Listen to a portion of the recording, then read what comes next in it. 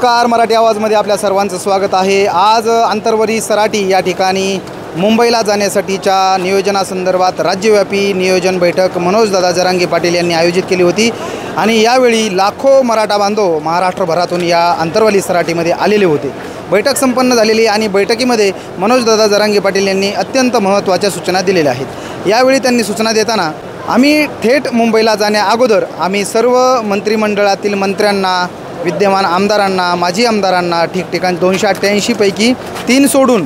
सर्व आमदार आणि माजी आमदारांना सगळ्यांना सूचना केल्या होत्या। सगळ्यांना इथं येण्याचं आव्हान केलं होतं आणि त्या माध्यमातून त्यांनी त्यांच्या नेत्यांपर्यंत, वरिष्ठ नेत्यांपर्यंत मराठा आरक्षणासंदर्भातच्या आमच्या काय मागण्या आहेत, मुंबईला का चाललो आहोत आम्ही, या संदर्भात आम्ही सगळं त्या माजी मंत्री, आजी मंत्री, सध्याचे विद्यमान मुख्यमंत्री यांना सगळ्यांना निरोप दिलेले आहेत आणि त्या माध्यमातून ते काही पावलं उचलत आहेत का हेही त्यांनी यावेळी बघितलं होतं। आज त्यांनी अत्यंत महत्त्वाची सूचना देताना आम्ही आडमुठे धोरण न स्वीकारता आम्ही देवेंद्र फडणवीस यांना 2 वर्षाच्या नंतर स्वतःहून फोन लावून त्यांना इथं येऊन इथं चर्चा करण्याचं आव्हानही ते केलेलं आहे। ज्या माध्यमातून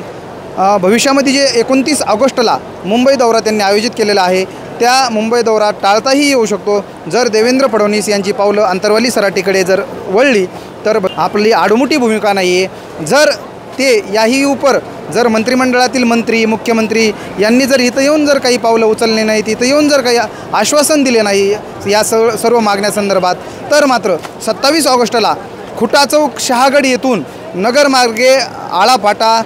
शिवनेरी मार्गे कल्याण आणि मग मुंबई आणि थेट मंत्रालय आणि आझाद मैदान असा दौरा राहील असं यावेळी मनोजदादा जरांगे पाटील यांनी सर्व बांधवांना सांगितलेलं आहे। मुंबई दौऱ्याच्या या पार्श्वभूमीवर आज लाखो मराठा बांधव अंतरवली सराटीच्या या पुण्यामध्ये पुन्हा एकदा जमले होते आणि त्या माध्यमातून मनोज जरांगे पाटील यांनी अत्यंत विशेष सूचना देऊन आपल्याला जर भविष्यामध्ये आडकाठी आणण्याचा प्रयत्न केले तर आपण कसं वागलं पाहिजे, भविष्यामध्ये जर आपल्या मुलांना काही त्रास होत असेल तर गावाकडच्या माता भगिनींनी काय केलं पाहिजे, ते आजी माजी आमदार, खासदार,